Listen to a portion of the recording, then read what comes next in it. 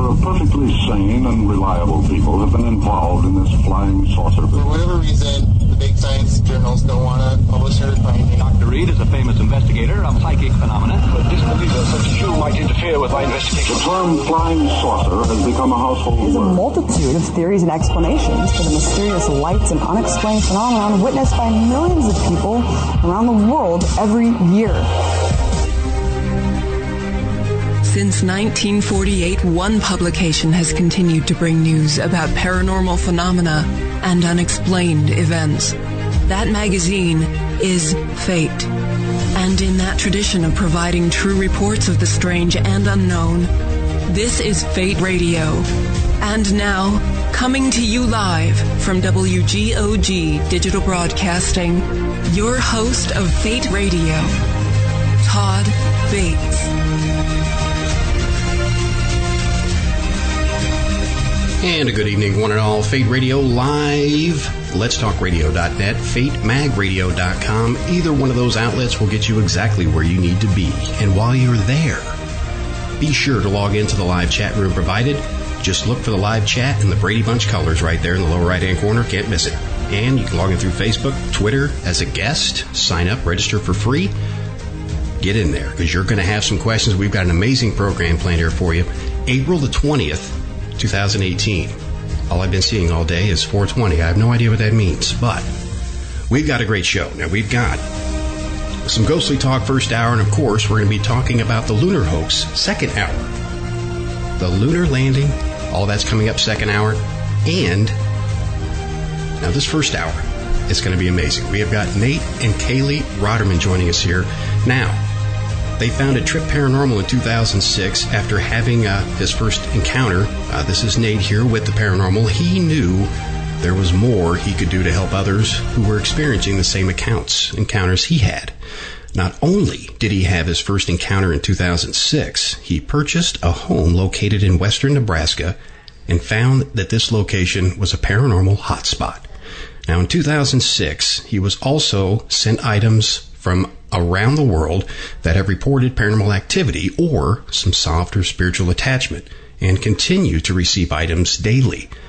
Now, years later, he moved to Omaha, Nebraska, where he currently lives with wife Kaleigh, who's also joining us this evening, and continues to search for the unknown. Now, he has been seen on A&E Bio Channel, Discovery Channel, National Geographic, Destination America, and numerous news and radio stations around the world. Voiceover work for DreamWorks, and has even directed a Hollywood movie, A Hanging, based on a true story. Now he is currently working on his new television series along with helping people who are experiencing paranormal activity in their homes and businesses. It is also a Reiki Master, which we're going to touch on as well, and conducts private readings. Now, of course, every man has a better half, and Kaleigh is his. Now, she has been interested in the paranormal and the other side since she was a little girl. She has been sensitive to spirits and animal connections from the time she was around 6 years old and what she can remember. Although she believed she has had a connection since an infant. We're going to get into that as well. When she found out about Trip Paranormal, she jumped at the chance to not only help detect activity, but to share the findings with others who are interested in evidence of other dimensions. In 2013, she was lucky to find not only her best friend, but soulmate. Together, they are passionate about investigating and providing proof that souls from other dimensions do in fact exist. Kaleigh has always had a passion for collecting haunted items, along with Nate. Now they have their own museum. You're going to love this, to show the world their collection and the item's history. Now, Kaleigh is also a Reiki Master and conducts private readings as well, and group readings. Welcome to the show, Nate. Kaleigh, great to have you. Hey, thank you. Glad to be here. Thank you. This is amazing. You two are multi-talented in the field. Not only do you research it together, you're married. You both seem to pull each other along, lift each other up. A lot of things that you've accomplished in the field. And we'll start with you. Ladies first, Kaleigh. Now, you've been interested in the paranormal since you were small. Now, did something happen? Was there a particular story or event that just spiraled you into the paranormal? Yeah, actually there was. When I was around 10 years old, I had a dream about my grandpa, and he had actually, in my dream, passed away. And I woke up in a panic and freaked out and told my mom, and we called him, and she said, he's fine, everything will be fine. And within a week, he had died very suddenly. So it started around the ages of 6, but between 6 and 10, I started having all these dreams about what would happen before it would actually happen. So it was very scary for me as a little girl, just because I always felt some sort of responsibility for having these dreams. I didn't understand that they were premonitions or information that I was being given to kind of prepare me for what was about to happen. So as a little girl, it was very scary for sure. Oh, I can't even imagine that. That is just wicked in itself. And Nate, what about you? I mean, everybody has a story. What really happened here with you? Well, see, I was actually more of a skeptic. So after I moved into that house, all this stuff started happening, from doors opening and closing to an actual full-figure apparition of an older gentleman literally just appeared. You'd hear him walk up the stairs and then just appeared right there in the kitchen. And that's when I knew I just had to, capture this stuff and put it out there to get answers for myself. And then I just became hooked and wanted to know more and to help others. That's what it's about. And I think both of you will agree that this field can be very addictive. Oh, absolutely. For sure. We're out there searching for the unknown, searching for the answers. The big question, is there life after death? And it just seems like we form more questions than answers. Now, either one of you can answer this. I'm sure both of you have a separate answer. But do you feel that any of the cases you've worked on in the past, which we'll get into in detail, do you feel any of these has really just grabbed you so badly that you become, we'll say, obsessed with the field? Or do you really find some time to get away from it? I mean, honestly, every investigation that we do, it just opens up more doors. I just want to keep capturing more evidence. And I mean, there's audio that you get and you hear, and you just want, after you hear it, you're just like, okay, when can I go to the next one? When can I, start investigating the next location? Or when can I go back? It becomes really addictive, but it's so much fun, and trying to, capture so much just to kind of put it out there as well. You agree, Kaleigh? Absolutely. To me, the first time I went on a paranormal investigation where I had joined Trip Paranormal, and I had no idea what to expect. And for me, it was a big adrenaline rush, and just being able to experience something along with other people. So you're not crazy, and other people are experiencing it too. It was just so amazing that it's hard to get it out of your mind, and you just can't wait for the next experience or for the next thing to happen. It was really exciting. It is. And I want to know from you in chat, do you guys feel that you're obsessed? All you researchers in there, do you feel you're obsessed with paranormal research? Is it something that grabs you and consumes more time in your schedule than you want it to? That's a big thing with the field, and it's good to have that enthusiasm.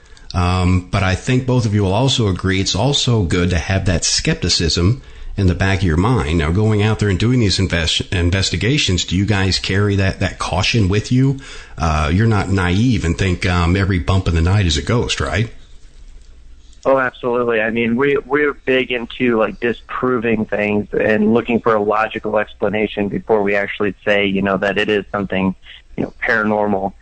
For an example, I mean, we had this one case we went on. The homeowner reported her bedroom door would close at 3 a.m., and she thought it was something demonic. Well, every time the furnace would kick on hour by hour, it would slowly close the door, and eventually by 3 a.m., the door literally would close. So, I mean, it was nothing paranormal, but, I mean, that's kind of what we do. We're there to, disprove a haunting as well. And that's very important. And the personal question that I'm going to ask, I ask a lot of researchers this, and that they all have different answers. You have the current media. I'll say it's not as bad as what it used to be with the paranormal television shows and things out there. Do you guys feel that this has helped the community, or do you think this just stabbed a stake right through the heart? I definitely think it's helped as far as bringing awareness to people.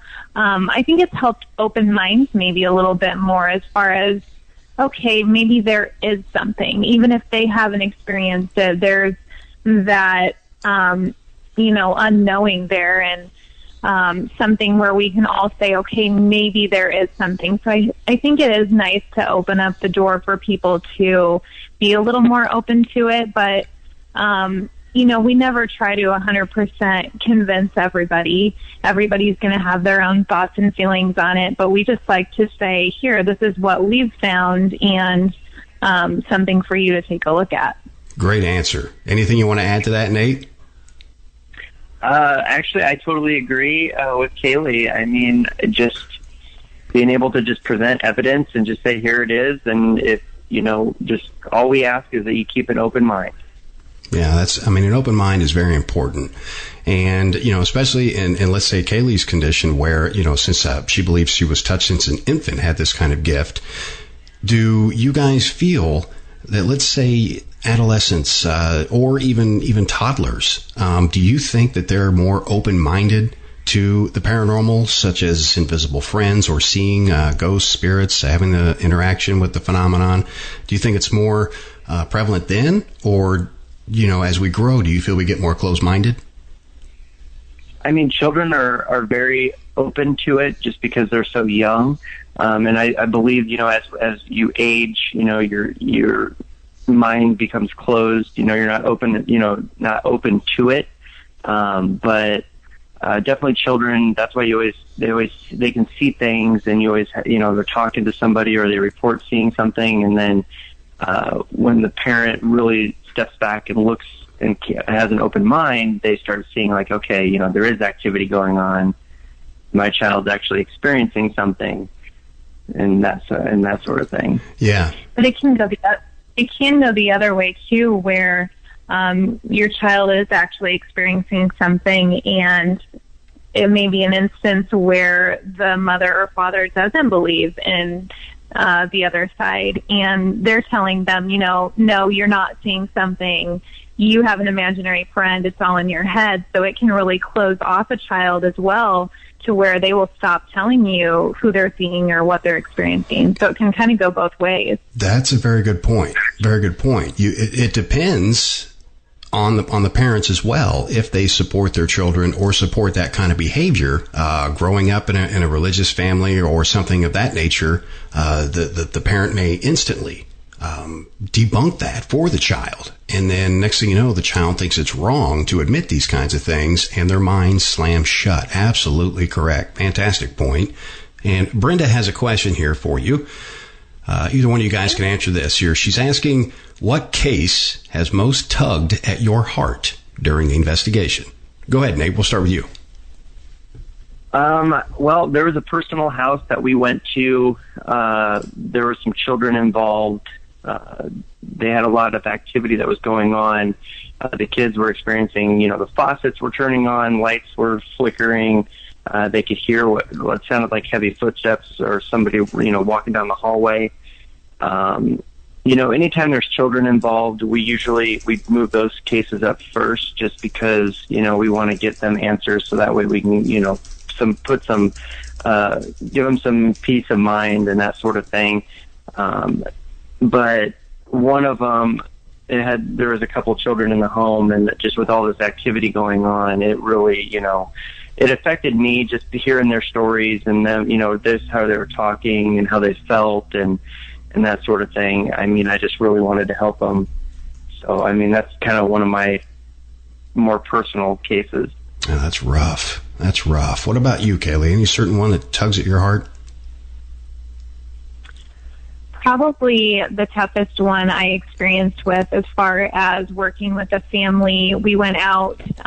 They were having a lot of different paranormal things happening. kind of the usual of what you're used to hearing, you know, footsteps, doors opening and closing, electrical malfunctions. So we didn't go in expecting anything out of the normal.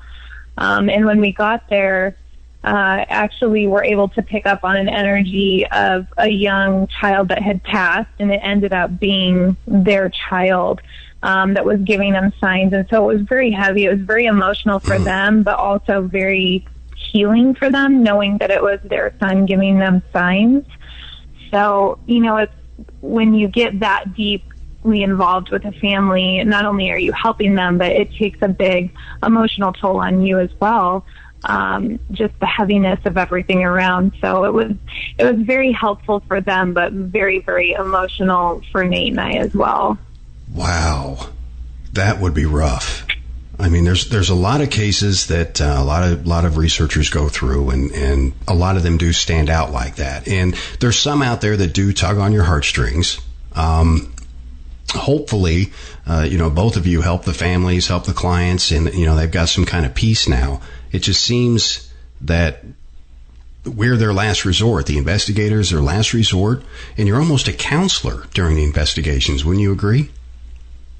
Oh, absolutely. You know, we got to help them through the process, you know, provide any evidence that we captured and guide them to, you know, give them some peace of mind, whether it's a loved one that's just there looking after them, or if it's somebody, you know, that, you know, something happened in the house prior. You know, that's where all the research and, you know, investigating comes in, so we can help out the client. Well said. And we have just a couple minutes here before we have to pay some bills. I wanted you guys to get out about your investigation team. Tell us about your investigation team and how you two came together with it. This is going to be an amazing story. Well, I started Trip Paranormal in 2006 after I had my experience, and then I just started traveling around, investigating different locations throughout Nebraska and surrounding states in the Midwest, and I was looking for some more team members to join, and then Kaleigh actually, you know, contacted and said she was interested in joining the team, and I ended up getting her to come on an investigation to kind of teach her the ropes. And I had no idea what I was doing at all. I was just so excited to go and learn. And, you know, Nate was so understanding of what I had been through and things I'd experienced. You know, a lot of people, and same with cases we go to, they say, you know, you're going to think I'm crazy when I tell you but I've seen an apparition, or I've heard people in my home. And it was so nice to be able to talk to someone who had also experienced things I had. So we really had a lot in common, and he was my best friend. It was right off the bat. And then, you know, he took it to the next level and asked me out eventually. So I love it. You know, that isn't, because you get out in the field, most people they're searching for the unknown. They're searching for those answers. They're researching death. You know, for a lot of people, it's a depressing kind of investigation for a lot, because of everything is involved. And you guys find each other as soulmates. So you just put a positive spin on the whole thing. And I think it's great. Now, that's why I wanted you guys to share that, because there is some kind of hope out there that, you know, the investigations, they can be long, they can be, you know, really just emotionally draining. But you guys found a way to come together and form such a great team. And when we come back, we're going to be talking about their museum. Yeah, they've got a museum here with haunted items. We're going to talk about if they quarantine these items, what they're all about. All of that's coming up. More Fate Radio Live. Join us in chat. Let's Talk Radio.net or FateMagRadio.com. Stay tuned. We'll be right back.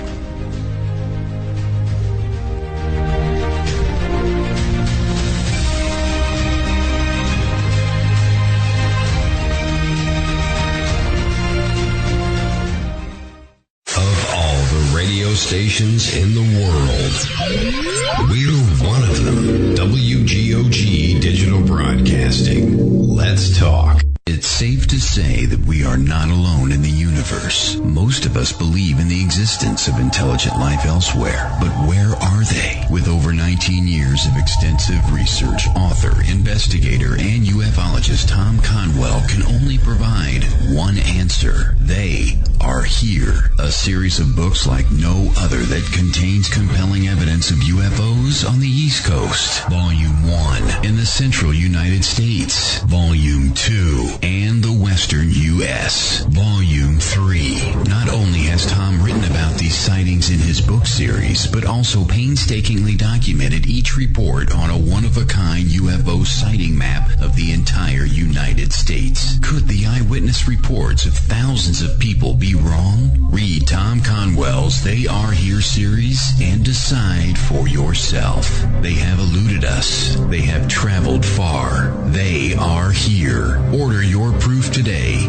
at theyarehere-conwell.com. That's theyarehere-conwell.com. In 2012, Keith Linder, after successfully obtaining a management position at a prestige healthcare company, decides the time is right for him and his girlfriend to move in together. That's putting things lightly. Weird things begin to happen within days of moving into the modern suburban home. The horrors they witnessed and desperately tried to fight off would end up putting them at the odds with members of the paranormal community and themselves. This gripping story, told from the house occupant's point of view, not only lists tales, but also includes pictures, video reenactments, commentary, and audio of the events being reported. Author Keith Linder does not ask you to believe him. He only asks you to listen. The Bothell Hell House by Keith Linder, now available on Amazon. The book, The Bothell Hell House. The author, Keith Linder. Order yours today on Amazon. Shopping, dining, beautiful lakes and rivers, and a monster? Welcome to Braxton County, West Virginia. Centrally located, Braxton County, West Virginia is the ideal place to visit. Natural beauty and recreation abound with 2 beautiful lakes for easy kayaking and canoeing, and many hiking trails. Did we mention the Flatwoods monster? That's right. Visit Braxton County, West Virginia's Flatwoods Monster Museum. And not only learn about the Flatwoods Monster, but walk in the same footsteps as the people who witnessed it. Nearly all of our attractions can be found within a few miles of Interstate 79. Visit us online at braxtonwv.org. That's braxtonwv.org. Braxton County, West Virginia. Center yourself here.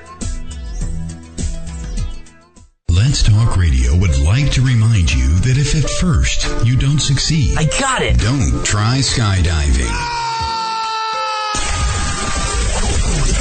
WGOG DB. Let's talk.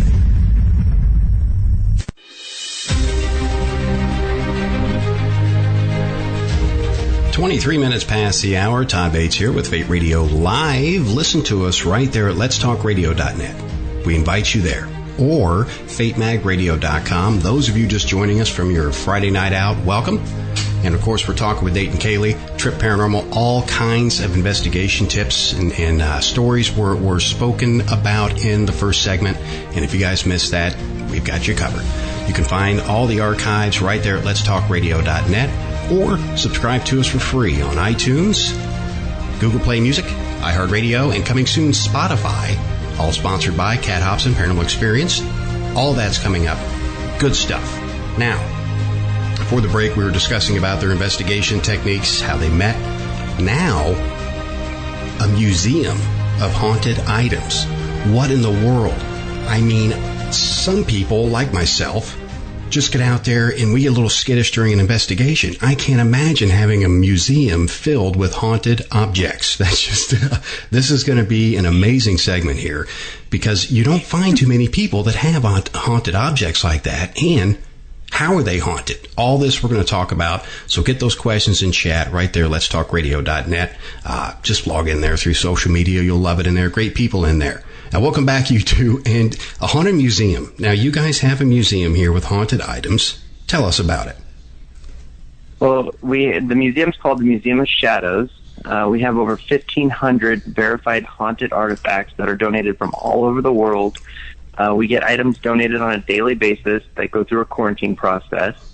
But, every item is researched and does have, a spiritual attachment to it. And our museum the building we're in right now actually itself has, paranormal activity. It's extremely haunted. We've been voted one of the most haunted museums in the world.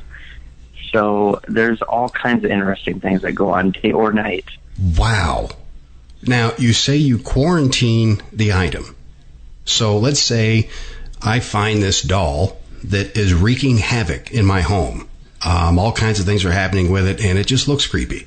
And I send it to you because obviously I don't want it. What kind of steps do you go through before this goes into your museum? Well, we have a separate building that all of our quarantine process is done. First, when we get the items, it goes through scanners, kind of like the airport, just so we can kind of see what's inside of it. Also, during that same time, each item goes into its own individual room for about 2 weeks, just so we can monitor the item, and then we actually investigate with the item, me and Kaleigh, personally, just to see kind of what, if or anything is attached to that item. And we use, different top-of-the-line equipment such as audio, thermal imaging, different K2 or EMF meters, that sort of thing. Also, we have 2 law enforcement officers who actually research every item just so they can validate the stories and the claims to make sure that it actually checks out. Because, we do get a lot of items that people will send that actually have no sort of attachment, and they just want to see if it'll end up in the museum. So, yeah. So they just kind of try and pull the wool over your eyes there, but you go through a process to ensure it's haunted. And if it is, does the activity of the item increase at all when it's in quarantine? Are there some that you kind of bumped back out? Were they too haunted for you?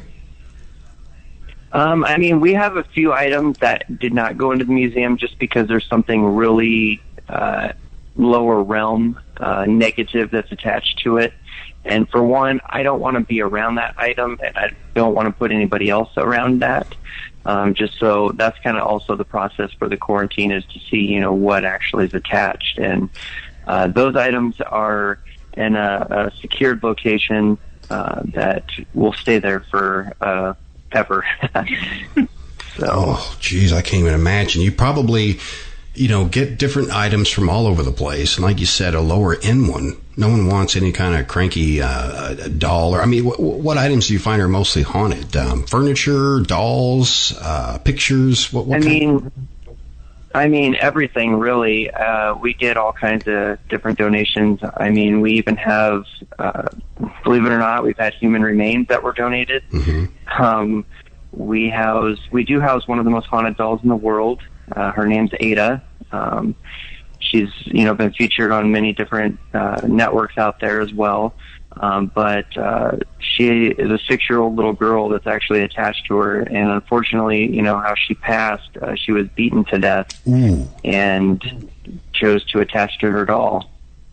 Wow. And, yeah, the doll likes to move on its own. It's even tried crawling out of the box.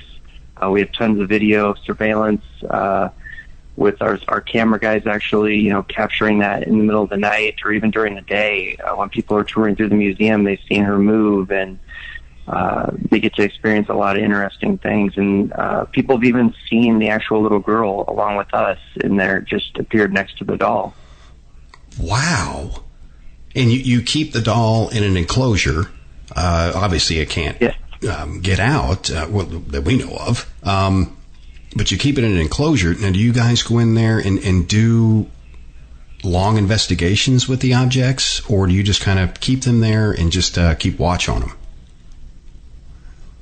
Yeah, we do different events during the week. We have ghost hunts where we allow anyone in the public to come along and be able to experience something with us. We have 3-hour events, and we have 7-hour events for people that want a little bit longer of a investigation. But that way we're really able to investigate with these items and ask questions and use equipment and be able to see what kind of responses we get.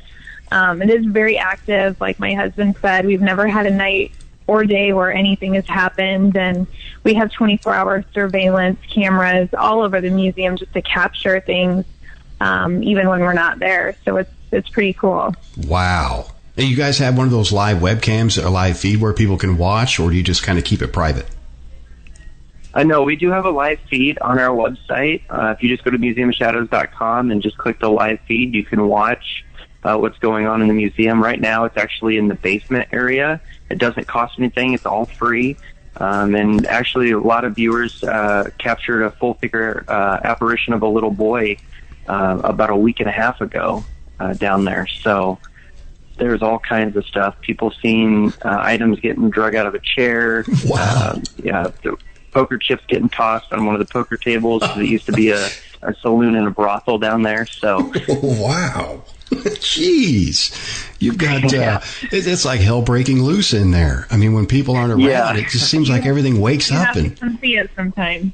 So these people, I mean, they're watching globally, I'm sure. They just kind of probably email you and say, hey, I saw this. Are they able, they probably could, just snap a screenshot of the event or something. That's just amazing how you let the world in the museum to see, because, I mean, let's face it, you can't watch it all the time. But that is crazy. Poker chips flying, things flying out of chairs. The haunted objects have always fascinated me because you have, let's say, a chair, an old rocking chair. You don't look at the chair and think, oh my goodness, that chair is haunted. You look at it, oh, that chair's an antique. It's old. I'm afraid to sit in it. It might break. But to have a spirit attached to it, why do you think they do? Is it just an emotional pull after life, or what makes you? What do you think makes them just stick to that object? It can be. I mean, each situation is really unique as far as why that particular spirit chose to attach to the item. In many cases, it's something tragic that happened to be something that was close to them or something that was very meaningful for them. Like, for instance, Ada, the doll that Nate had mentioned earlier, the doll was Ada's favorite doll, the 6-year-old little girl, and it was actually laying next to her when she died. So sometimes it's just something so tragic that that particular item was meaningful to them and they chose to attach to it for whatever reason. Some items you would look at in the museum and you'd never know there was an attachment to it, and other ones you walk next to and you're like, oh yes, that one definitely does. It can be very intense in some spots in there for sure. I can imagine. Walking by, you probably get that gut feeling. And Kaleigh, you're intuitive as well, right? Yes. So you could probably, you're probably empathic, and that probably helps. Especially, you and Nate sift through some of these objects. You could probably feel or even visually see some of the imagery or the haunting itself in the object, right? Absolutely. I mean, we always document everything and we use the equipment because I don't expect everyone to take my word for, I did see a figure next to this item or the energy coming off of it. It's definitely things that we document down. But we like to use the equipment and the audio and video so we can have actual visual evidence, too, for people to be able to witness as well. I don't expect everyone to be able to take my word for it, but you can definitely feel the presence of them. We did just get an item in last week, and we actually opened it live in front of everybody. Oh, wow. As far as it not going through quarantine, we had one item that we did that with and let everyone experience it with us. And the 12 people that were in the museum during the event all got extremely nauseous and headaches, and we all actually had to step outside and just take a break because the energy level was so intense in there. But it was definitely something neat for them to be able to experience. Wow.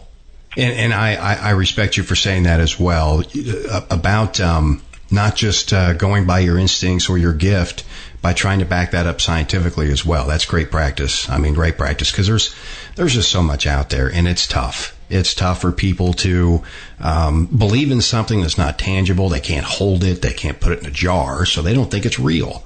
And I think more people think these paranormal events, I think more of them think they're real. They're just in denial, probably afraid of being ridiculed or something of that nature. But What you guys do is amazing. I mean, not only are you out there investigating clients' homes or businesses, you've got a haunted museum to take care of as well. I mean, that's a lot on your plate.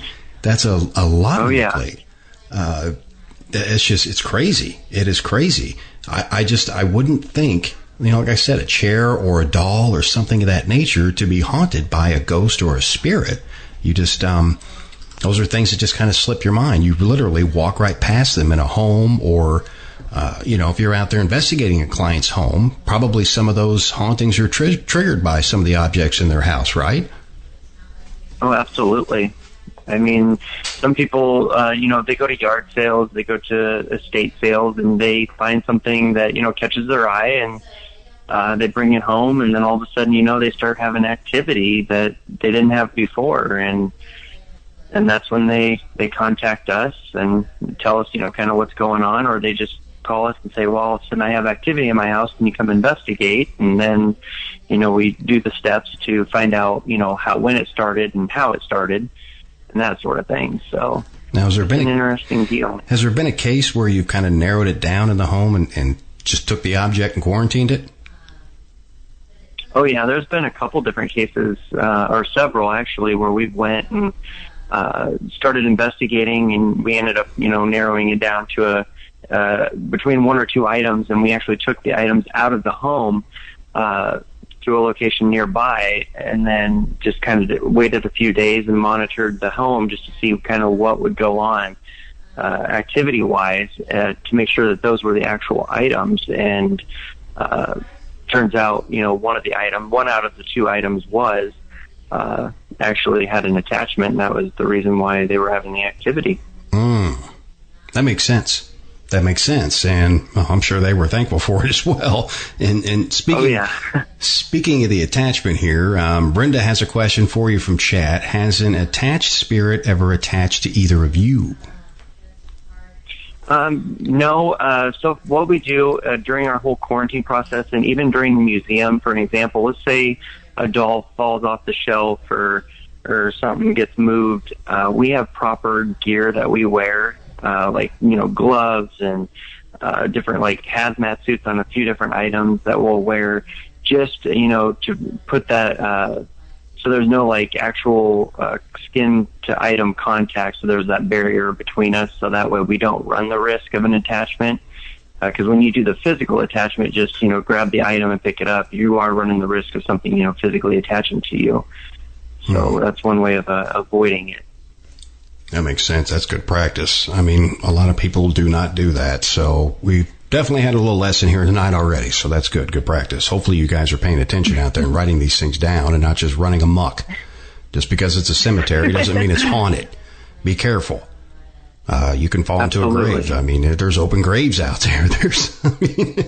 There's zombies and men with shovels. Just stay away from them. Those of you getting in this for the wrong reasons, you know who you are. Stay out. It's that simple. Now, the investigations, we're going to get back into this here. The paranormal team. Now, I'm sure you two have investigated a lot of different places here. What are some of your most memorable, your scariest investigations you've had? Some that have really triggered, what the hell am I doing here in your body? Well, I can start there. I'm definitely the jumpy one between the two of us. It takes a lot to scare my husband for sure. But I was actually we were doing a residence in Texas, and we were in the home, and there was a lot of activity there, sulfur type smells, heavy boot steps, even just around us when you couldn't see anything. And it was just a very, very intense night.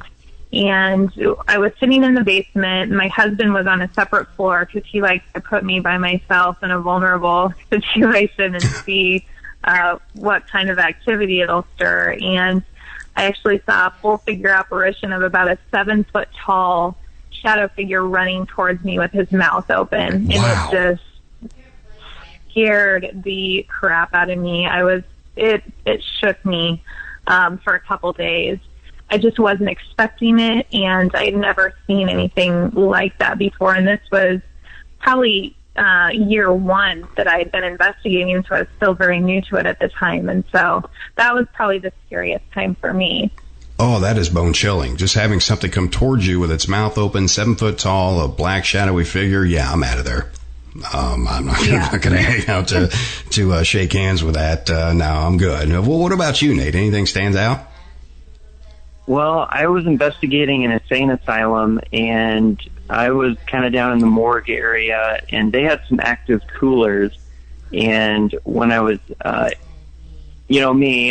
decided to pull one of the gurneys out and just kind of lay on it for a little bit, just to start asking questions, thinking maybe it would trigger something. Mm-hmm. And next thing you know, I slowly pull myself inside this little deal, and the door is open, and it's an older cooler. I mean, it's an old deal, but I was asking questions, and then I heard a voice, and then all of a sudden that cooler door slammed shut. And, of course, I went into a panic. But I got out, and all my devices, as soon as I got out of there, my devices were going crazy. And then I did see what looked like a shadow-like figure, just kind of darting down, out of the door and kind of down the hall, and then just faded away in front of my eyes. So that one was probably one of my top ones. Holy cow! This segment brought to you by Depends, because it does. That is crazy. I told him not to get on that gurney.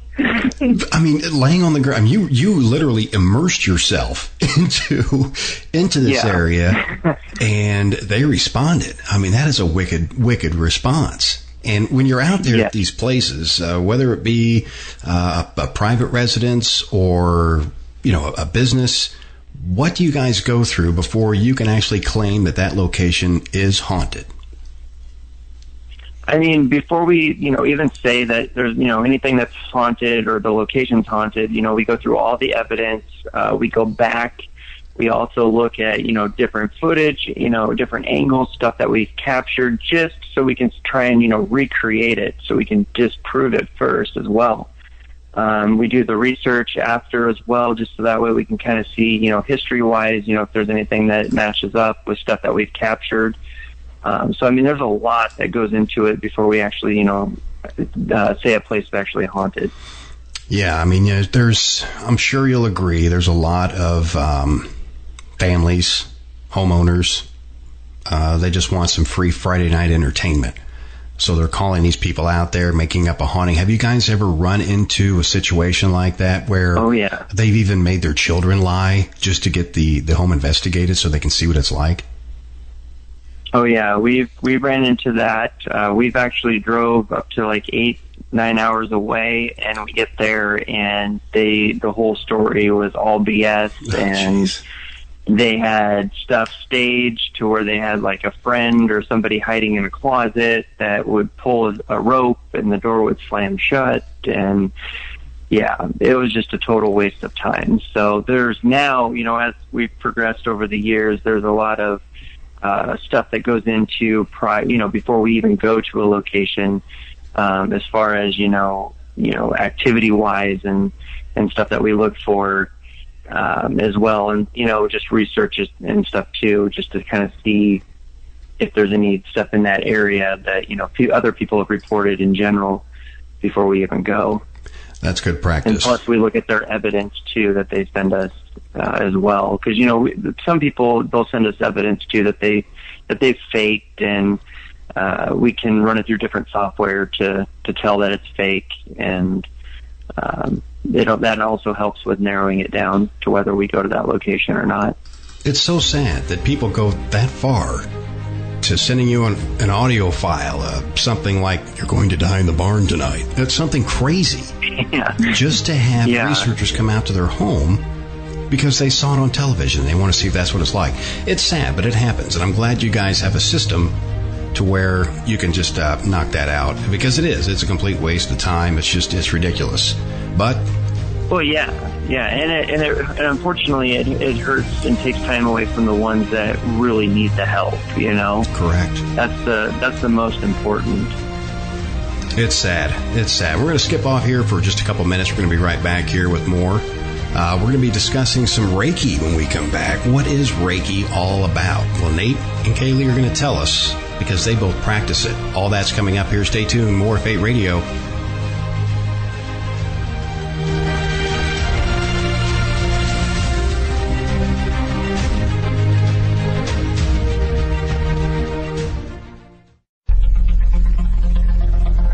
We interrupt our scheduled programming to bring you the following conspiracy theory. Humpty Dumpty was pushed.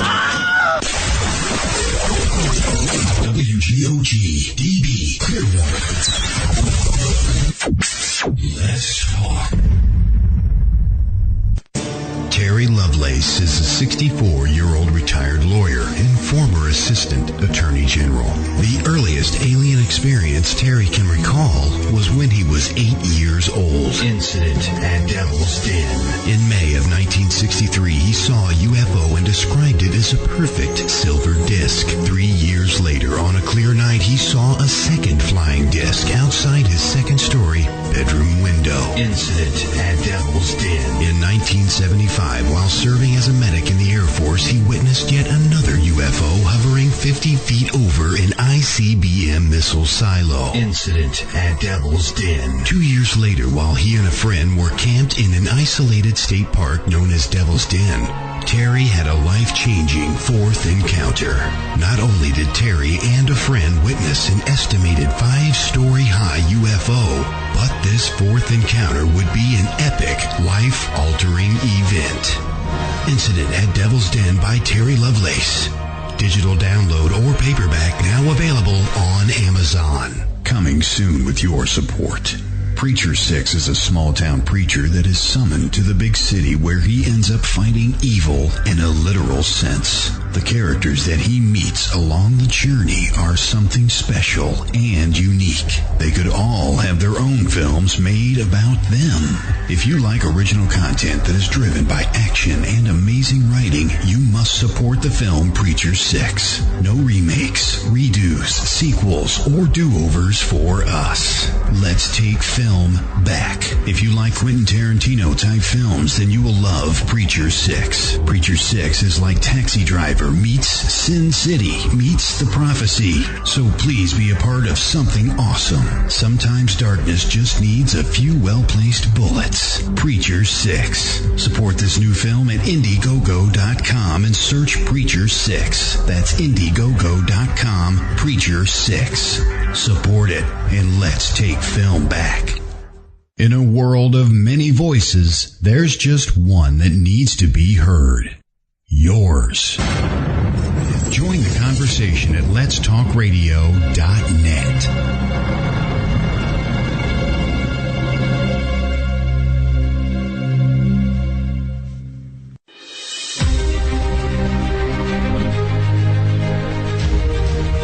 .48 minutes past the hour. You are tuned in to Fate Radio Live. Now, those of you just tuning in, we've got you covered. Everything's being archived.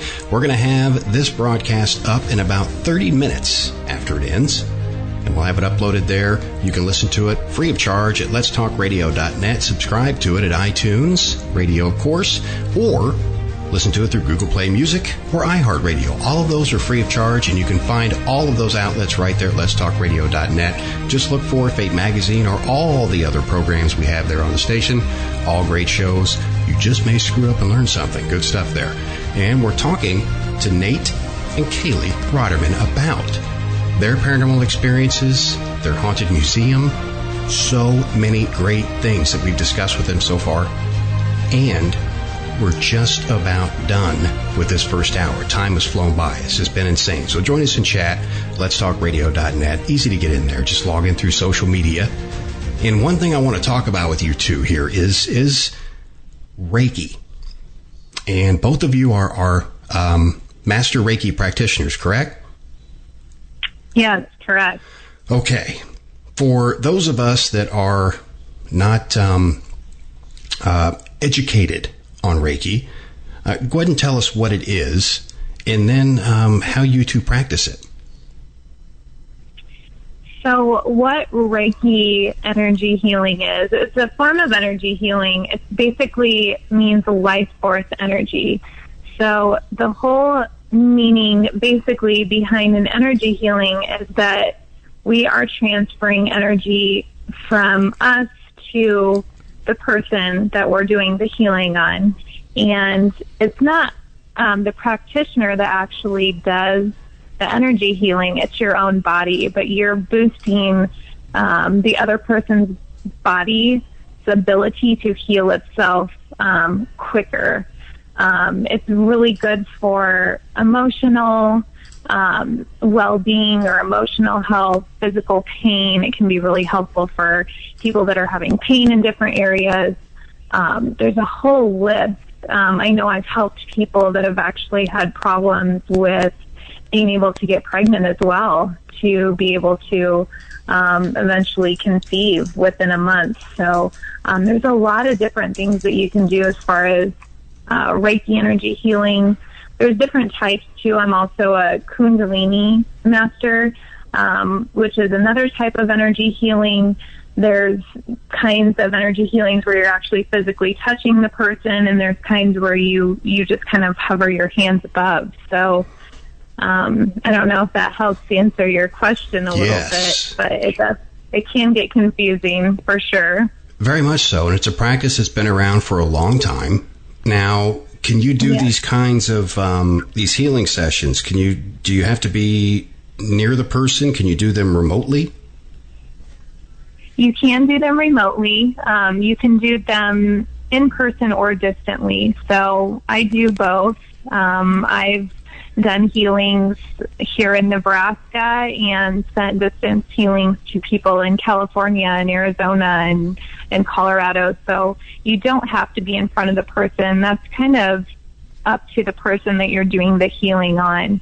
I do have a lot of clients where I do a session in person as well. And some people really like the fact that they don't have to leave their home, that they can get an energy healing in the comfort of their own home, and they don't have to leave necessarily to get the benefits from that. Nice. And what kind of, just being the fly on the wall here, what kind of feelings? Let's say one of you two are performing a Reiki healing session on me in person, whether it be hands off or hands above. What would I feel? What kinds of things would I feel during the session? You can feel like different, warmth or even tingling, emotion as well. It varies. But that's what a lot of people usually feel. It feels like the area gets really warm and kind of tingly. And then almost like, for an example, I know, say you had an issue with a leg pain, and we were working on your leg, and you would feel the heat and then the tingling, and then almost as if the pain would, just kind of go away. And then, it totally varies from person to person. Everybody feels different things. So it would depend on the person's, let's say how much they want it, or how open they are. Is it the more open-minded the person is, the better the treatment is, or does it matter? Honestly, it really doesn't matter. There are some people that I do Reiki energy healings on, where they actually order it for their son, or I've had people where they've said, okay, I want you to send an energy healing to this person. Some people prefer not to have them know, so that there is no block put up. As far as the person not wanting the healing or not wanting the help. So they definitely don't have to be open to it to receive benefits from it. It's just all about your energy working together. Jeez, you guys are multi-talented. My goodness. It's one of those things. Let's say I went there, for example, went on an investigation, and I got the tar scared out of me, tripped, bumped my knee, hurt it, can barely walk on the thing. Then you guys can sit there and do a healing session on me while we're waiting to go on the Haunted Museum. There's just so many things that you guys can do. You're multifaceted, and a lot of teams don't have that. Some that I've dealt with and talked to, they're one way or the other. They're either diehard investigator or diehard metaphysical. And you guys are the combination of both, and I think that's amazing. That is something very rare to find. So definitely kudos to you for doing that and helping so many people like you do, not just with investigations, but getting some of these objects out of their home and containing them in a proper area where they're supervised by you. I mean, I think that's a feat in itself. You're just helping people by doing that. And you're able to deal with it. They can't. So you took on the responsibility. That's very highly respectable. And we just have, of course, we just have a few minutes left here with you. And I want to turn over the mic. Let people know where they can find you, how they can contact you if they want an investigation or see your museum or even a session with you. The mic's yours. Okay, well, you can find out stuff on the museum on museumofshadows.com. You can also find us on all social media under Museum of Shadows. Also, tripparanormal.com is our paranormal team if you want to read up some more about that. And KaleighRaterman.com, you can kind of check out some different information on readings and stuff as well. Yep, as well as energy healings.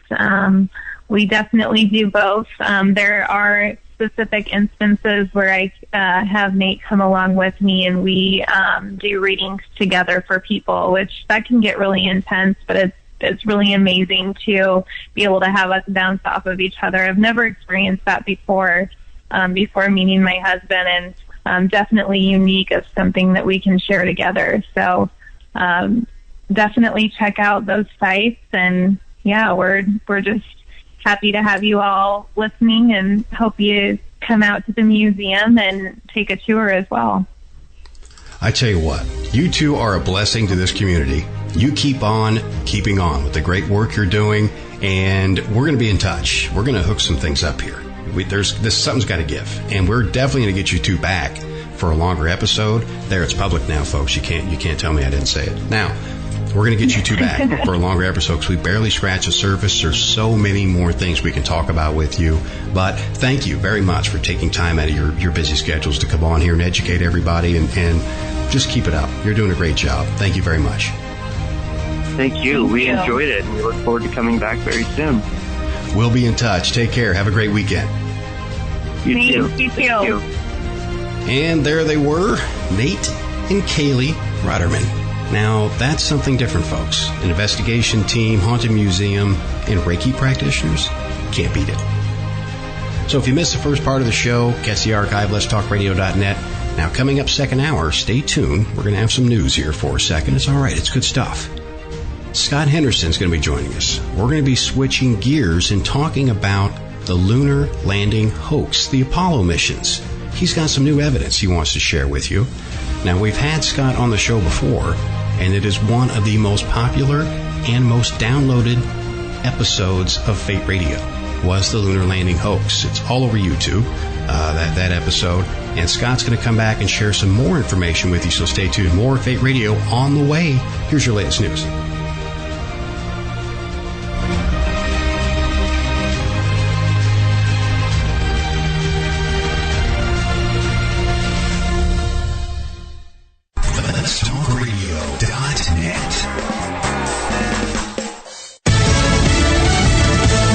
Nuclear testing. I'm Lisa Lacera, Fox News. North Korea with the announcement it'll suspend its nuclear operations and close a test site. And last weekend's airstrikes in Syria may have played a role. It also comes one day after North Korea dropped its demand that U.S. troops leave the Korean peninsula.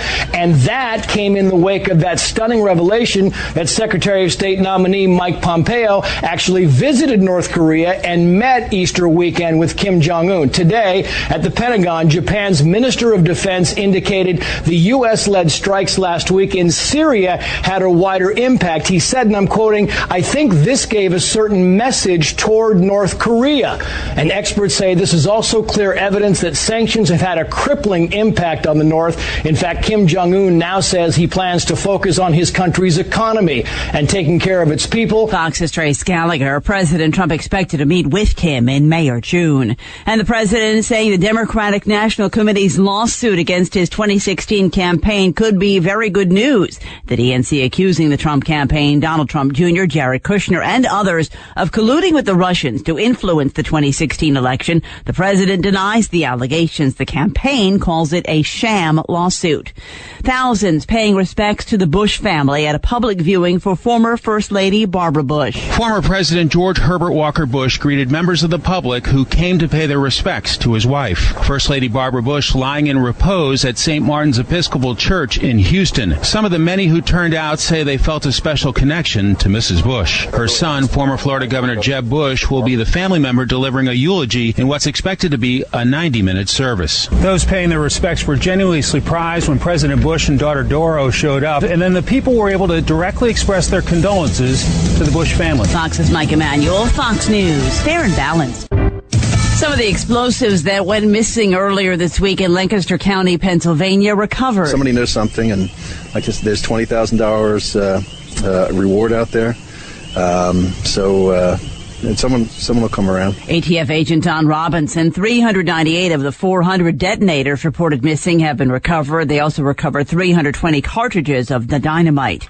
A mob boss, 3 police investigators, and a close associate of former Italian Premier Silvio Berlusconi convicted of showing collusion between the Sicilian mafia and state institutions after a deadly wave of bombings in the early 1990s.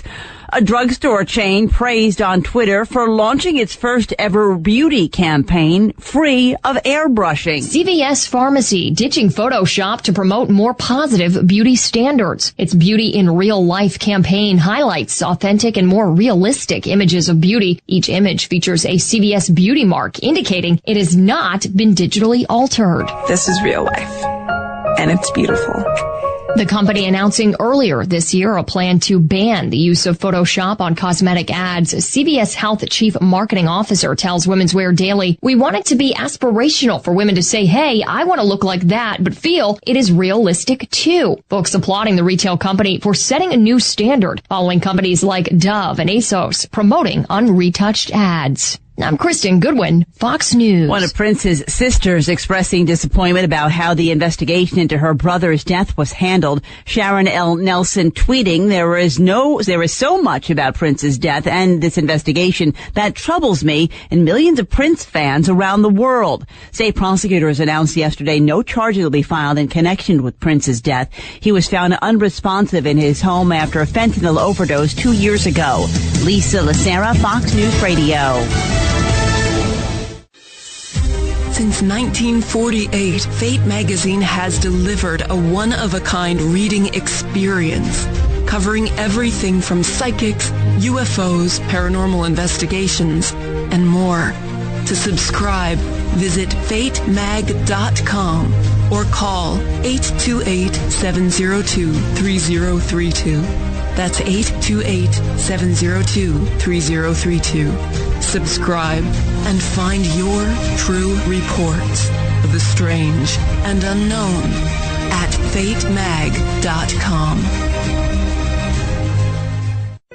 Haunted, a psychic story by author and radio host Ariel Grace. This is not your average book of hauntings. Haunted, a psychic story is written from a psychic perspective and contains true stories and some handy tips. Written in 3 parts, Haunted, a Psychic Story contains chilling adventures, advice from the archangels, and helpful tips used by Ariel Grace to clear haunted homes around the globe. Haunted, a Psychic Story is available on Amazon, or you can download straight to your Kindle.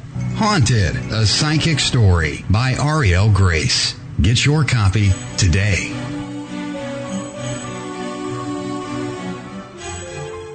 We pause for station identification. It's the little cinder block building on the north side of town with the towel behind it. WGOG DB Clearwater. Let's talk.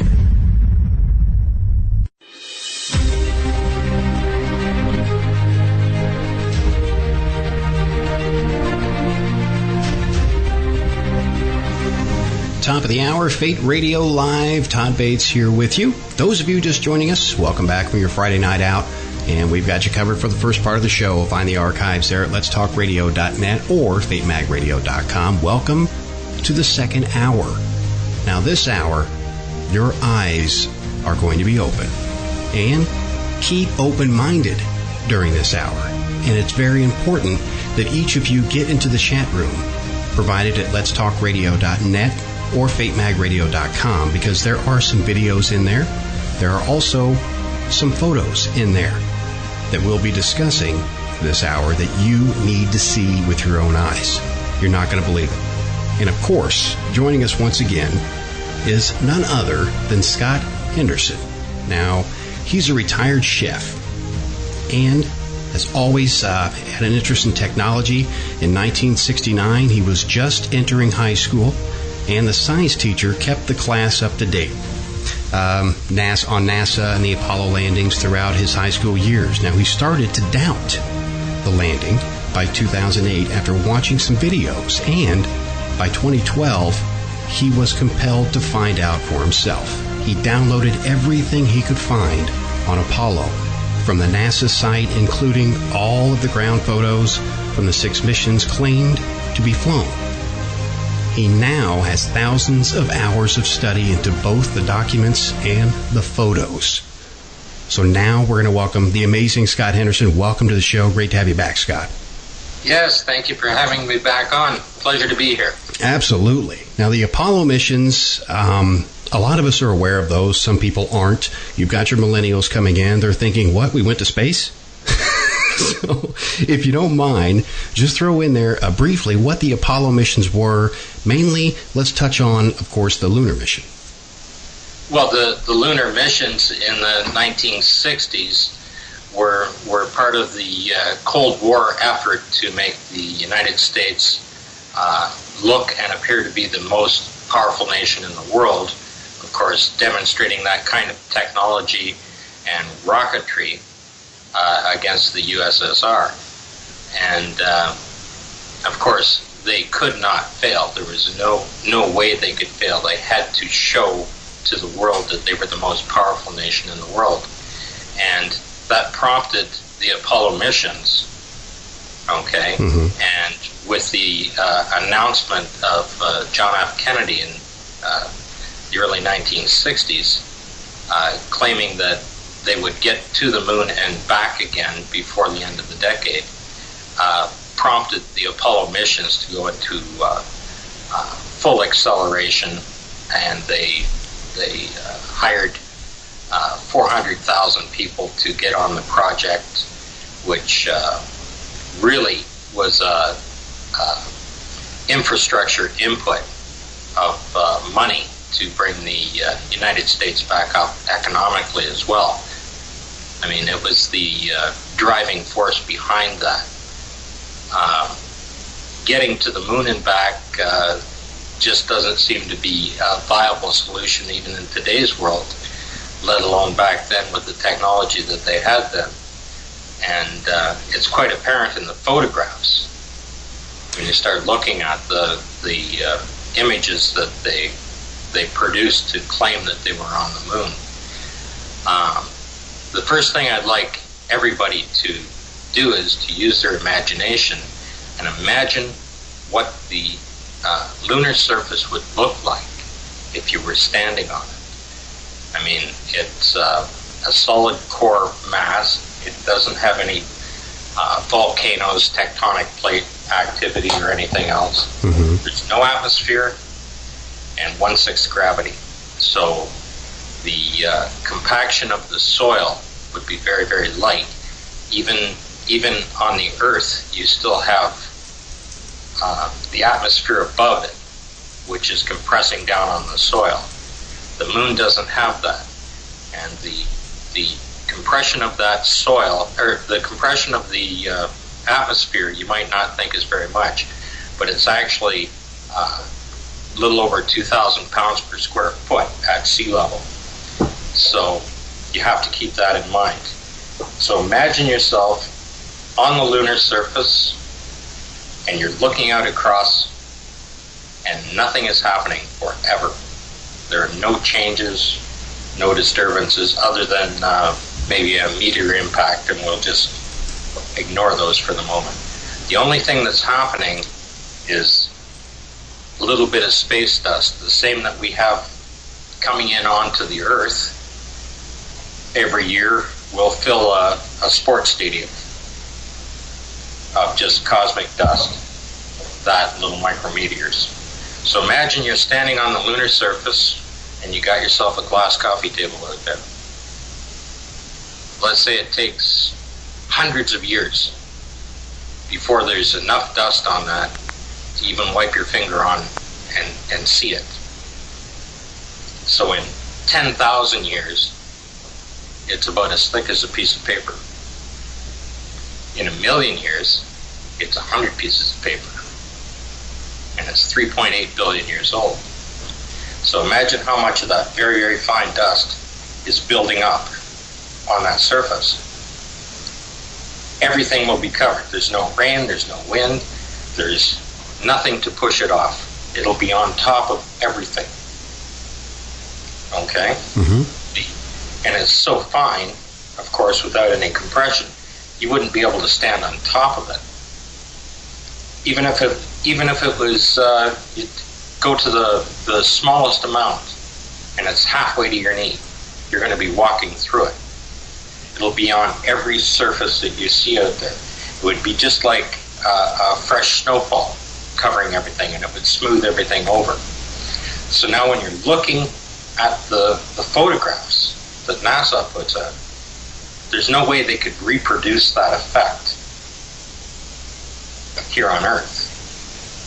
Okay? Right. You're looking at rocks that are completely bare. There's no dirt on top, no dust, no anything on top of them. Right? Like even when they're walking on the ground. But all the rocks you see sticking out, everything that you see, they're completely bare. There's nothing on the surface of them at all. And there has to be. Okay? The moon is traveling in the same virtual space as the Earth, and it's rotating around it. And we're getting that kind of cosmic dust coming onto this planet.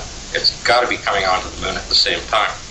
And it's, I mean, even if you're looking at the moon with the naked eye, the most recent impacts, you can see the radial striations coming out from the impact on the more recent ones. But the older ones have been covered over with dust again. They're even gone. That's by the naked eye that you can see that. So when you're looking at all the photographs that NASA has produced, you should be able to see this, and you're looking at very bare rocks throughout the entire pictures that they've produced. I mean, there's nothing out there that defines it any more than just that. Right. When you're looking at it, the photographs that I have posted on the different websites, okay, are showing much more detailed events of how it was actually staged and the problems that they had while they were staging. Okay? I mean, they're doing it here on Earth. They have wind, they have rain, they have all kinds of different events. They're having to deal with it through using artificial light because they can't rely on sunlight while they're doing it. I've posted a picture of the Apollo 17 flag, and it is quite clearly wet. Okay, there's no dispute in that. There's images of the equipment aging over time, which means that they were, while they were doing each of the presentations for the moon landings between 1969 and 1972, they literally left the same equipment outside, and then when they came back, they were using the same equipment over again, and it's just getting mold on it, it's bleaching out in the sun, and you can see that in the photographs. And the basically the experimental equipment was the stuff that was left out mostly, and it has seriously aged. It has mold on it, it has actual standing water on it, and just mud that is dried back after it rained. They're pretty amazing when you look at it. The other thing that one of the videos put out was the Apollo 15 lander was actually dropped while they were doing the simulation, and it was heavily damaged while they were dropping it, and they had to change their entire format on how they were going to do the missions, because they couldn't take any photographs of it outside. Okay, so you don't see them. There's no videos of them, the onboard camera of them going down the ladder and doing the first footsteps. There's no video of the outside TV camera that was shot with all the other ones of them coming down the ladder and doing the first footsteps. Initially, they never had them unloading the rover. Okay, they put a video up now, and it's about an hour and 20 minutes long just to get the rover unloaded, which is way longer than what is stated in any of the documents on how long it would take. So what they did is they used the rover and went on two EVA missions, staying away from the lander itself so that it could be repaired. And then that's after the end of the second EVA, that's when the flag was put up. That's when the first shots of the experimental equipment were set up. At that time, they just had to stay away from it before they did any shots. And of course, when they do those shots, you can see all of the activity around the base of the lander. And I mean, they were off on the rover the whole time. There was nobody there. And I've taken the photographs and showed where the damage was and how it was repaired. And they didn't even bother to remove the broken equipment. They just literally have thrown it underneath the lander itself. All the broken pieces are just tossed under there. So these objects used, Scott, they were clearly moist or wet, had mold, damaged. These are things that the conditions the moon can't produce. There's no atmosphere. There's no way they can produce any kind of moisture or mold, for that matter, wind, anything like that. And what I'd like to touch on is the obvious here. We're going to be going out to break here in just a few, but there is a reason why they had to film this or stage this here on Earth, was because scientifically or physically they weren't able to travel through space or to the moon, correct? Oh, absolutely, and it's still true today. The radiation numbers are just getting worse. I just watched the latest test on high altitude cameras. Anything over 60,000 feet, and they start to suffer from radiation damage. Right? The color goes off, the pixels fade.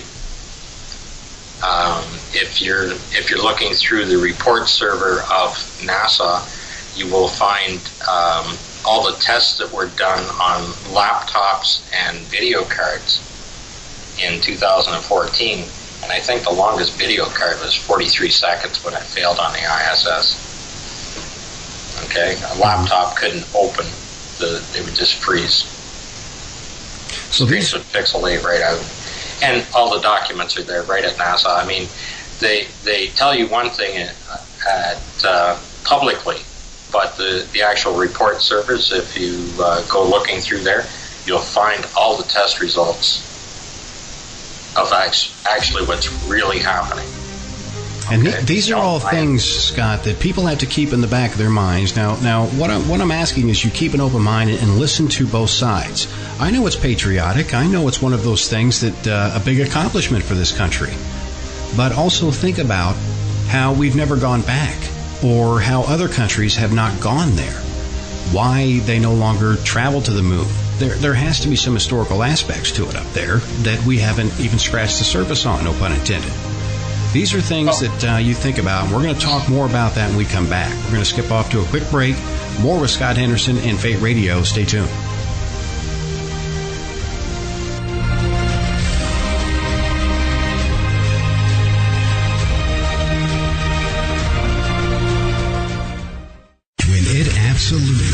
positively has to be the best. WGOG DB Clearwater. Let's talk. It's safe to say that we are not alone in the universe. Most of us believe in the existence of intelligent life elsewhere, but where are they? With over 19 years of extensive research, author, investigator, and ufologist Tom Conwell can only provide one answer. They are here. A series of books like no other that contains compelling evidence of UFOs on the East Coast. Volume 1 in the central United States. Volume 2 and the Western U.S. Volume 3. Not only has Tom written about these sightings in his book series, but also painstakingly documented each report on a one-of-a-kind UFO sighting map of the entire United States. Could the eyewitness reports of thousands of people be wrong? Read Tom Conwell's They Are Here series and decide for yourself. They have eluded us. They have traveled far. They are here. Order your proof today at theyarehere-conwell.com. That's theyarehere-conwell.com. Terry Lovelace is a 64-year-old retired lawyer and former assistant attorney general. The earliest alien experience Terry can recall was when he was 8 years old. Incident at Devil's Den. In May of 1963, he saw a UFO and described it as a perfect silver disc. 3 years later, on a clear night, he saw a second flying disc outside his second-story bedroom window. Incident at Devil's Den. In 1975, while serving as a medic in the Air Force, he witnessed yet another UFO hovering 50 feet over an ICBM missile silo. Incident at Devil's Den. 2 years later, while he and a friend were camped in an isolated state park known as Devil's Den, Terry had a life-changing fourth encounter. Not only did Terry and a friend witness an estimated 5-story high UFO, but this fourth encounter would be an epic, life-altering event. Incident at Devil's Den by Terry Lovelace. Digital download or paperback now available on Amazon.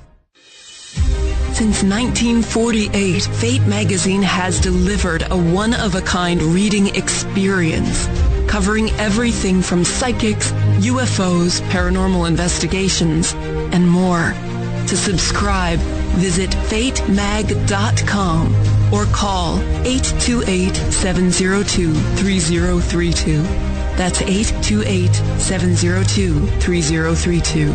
Subscribe and find your true reports of the strange and unknown at fatemag.com.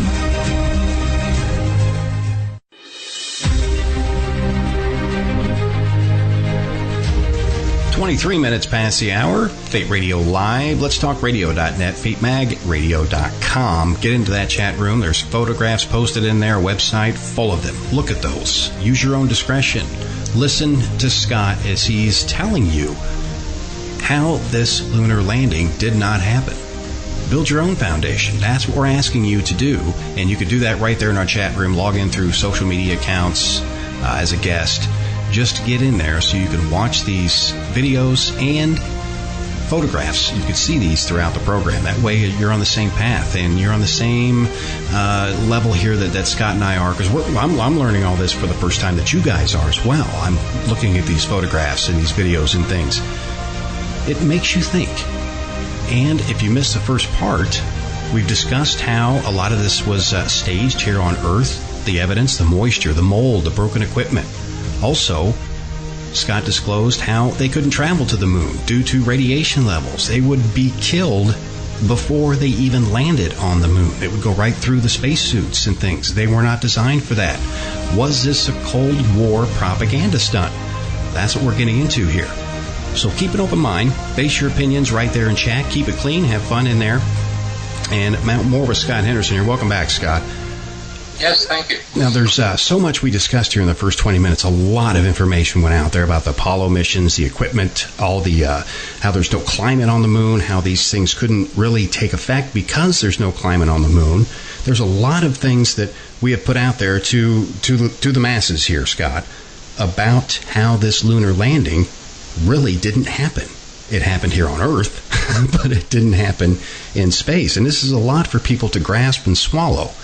So continue some of these, these photographs. Let's get into some details here, because you have painstakingly worked on these photographs, Scott, and found these imperfections and things. Please disclose them.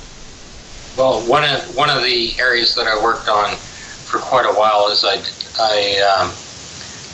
put together all of the photographs of the rover for all the missions, and then started comparing them side by side, and looked at each of the features of the rover, and it suddenly became aware to me that there was one rover being used in all three missions, and the frame rail across the bottom of the rover with the stripes and where the welds are and the little tabs and stuff on it is just like a barcode.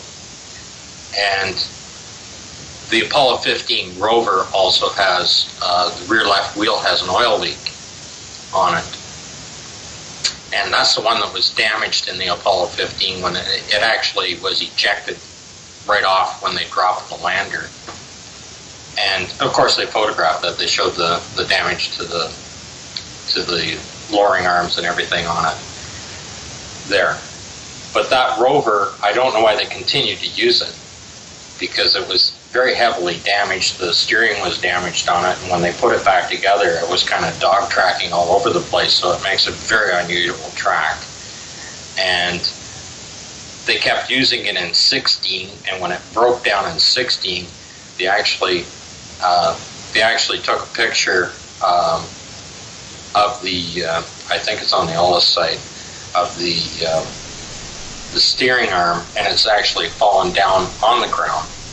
And then to shoot the video of it, to continue from station 9 or 10 to 11 in Apollo 16, and if you watch the video on that, they're actually driving it backwards. And some other people on the internet have said, oh, look, they're driving over the same path again. They're following their own tracks, supposedly going to a new location. Mm-hmm. Well, that's not what happened. The only way they could drive it was backwards, because his arm's dragging on the ground, right? And it would just spike the ground. And of course, they'd have to turn around. They'd be kneeling on the seats to drive it, and then they'd have to stop, turn around, and take a picture of it. And I carefully followed the photographs, because the photographs are in numerical order forward, showing it, and of course the video is completely backwards of that. If you look at the pictures backwards through the 70 or so photographs that they took, it then matches the video that was taken. And those are the types of steps I took, and the length of time I took looking at the rover. Apollo 16, the jump salute, they're actually using up against the side of the lander. They actually have a different rover there just for that particular display, and it has a double rib on the fender. On the front left fender has a double rib on it. It's the only time of all the photographs of the rover that rover is being shown with a different fender on it like that. And then in Apollo 17, and you can imagine it's the last one that they're going to do in the series. And these are just big boys with big toys, so they take all three rovers out and they start bombing around on them, right? And of course, it's going to make 3 separate tire tracks because they got 3 different wheels on them, right? And they took pictures of each and every one of them. Apollo 17 actually has photographs with the final resting spot of the rovers, and there's 2 different rovers. Okay, one is parked with the wheels turned and it has no rear fenders on it, and the other one is sitting there with the map on the back side of it, which is the Apollo 15 rover, still being repaired and fixed. That's the Apollo 15 with the leaky wheel on it. And of course, the leaky rear wheel will stand out to you because there are no liquids in a vacuum. even though you're on the lunar surface. You are in a pure vacuum-like space, and no liquids will exist in there. They will just simply evaporate off. They're gone. So it's not possible to have, like, it doesn't matter whether it's oil or water or whatever. It just can't be there. And, of course, the Apollo 17 flag, which is a very famous photograph, actually, and that's reproduced in books. It's, of course, on the internet all over the place, but it's also in large commercial buildings. It's on their walls. It's in the museums, everywhere else, and that photograph has been reproduced. And I've been actually watching to see if NASA would alter it on their website. And of course, there's no point in doing that because it's in many, many books as well. It's the exact same photograph, right? And it is clearly wet. So you have all of this photographic evidence. It's out there, and it's in the history books. And ever since I can remember, and those before me can remember, back in the 60s, the Great Space Race, all of the above, all of this has been out there. Why do you think that NASA would keep this a secret for so long that we never did go there? I understand it was a race. It was a Cold War. But there were a lot of missiles launched, a lot of rockets launched at that time with astronauts. Some perished. Getting to outer space itself, you've got the space station up there. Now it's in a lower orbit, of course, but you have the space station up there. And the moon. It just seems like an area that any country would want to scientifically inspect, analyze. You think they'd be on there for long periods of time because of its age and what it may hold. So why wouldn't... that's what blows my mind. Why would they keep this a secret? Why aren't more people striving to go there, Scott? Well, I think they are striving to go there. I think at this point in time, we just don't have the technology to put anything on the lunar surface. Okay? Mm-hmm. I mean, because of its rotation, because it doesn't have its own orbit, or it's not rotating itself, it has its own orbit and a natural path, mm-hmm. right? We could at least put a television camera up there and point it at the Earth, and then we could see the Earth in its natural beauty, all the time. I think the radiation on the lunar surface is far too intense to even broadcast from. I mean, some of the earliest documents in the 60s, which NASA has removed from the websites, I have copies of it. A couple of the physicists were talking about the reaction of radiation hitting a radioactive surface and causing gamma rays and X-rays. And they were concerned that anyone walking on the lunar surface, that the X-rays and microwaves that are being produced in the gamma rays would literally cook their feet right through their boots. I mean, that's the same as the alterations they made to Van Allen's reports on the amount of radiation that was there. All of a sudden, the numbers came way, way down. Which they couldn't even get through the Van Allen belt, correct? I mean, this was just too heavy. Now, here on Earth, we have the atmosphere to protect us from solar flares, solar rays, all the radiation coming through there, the particles going millions of miles per hour. The moon doesn't have this. Outer space doesn't have this, right, Scott? That's right. Like, we're so-called protected, but we still have enough radiation above 60,000 feet to mess with electronic equipment. I mean, that's the tests are being done now. You can see them online. Anything being tested above 60,000 feet, as far as the amount of radiation, how they upset all of our radio communication equipment, television equipment, I mean, it literally makes the stuff break down. I mean, NASA claims that they've specifically hardened their electronics to be able to handle being in space. Mm-hmm. And, I mean, if you look at, I don't know the average age of the listeners right now, but Orion, that went up in 2014, that spent 15 minutes into the Van Allen belt, okay, had special hardened equipment on it to survive the trip. The CPU on the computer in there was a 1987 technology, before a Pentium 1. It was a 486 DX100 processor, and that's before when most people were born at that time. I mean, I had one of the, I had a computer at that level back then.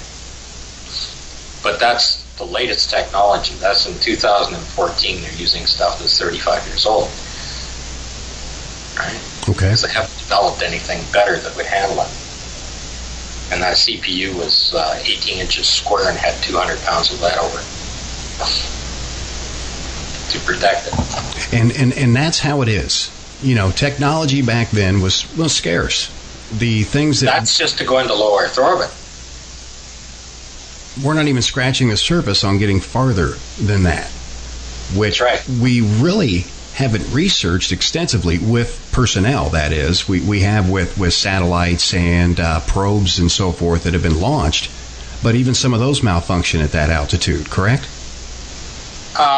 The Van Allen probes, if you're looking at any of the documents on them, they are claimed to be the first of their kind to operate in that area of space.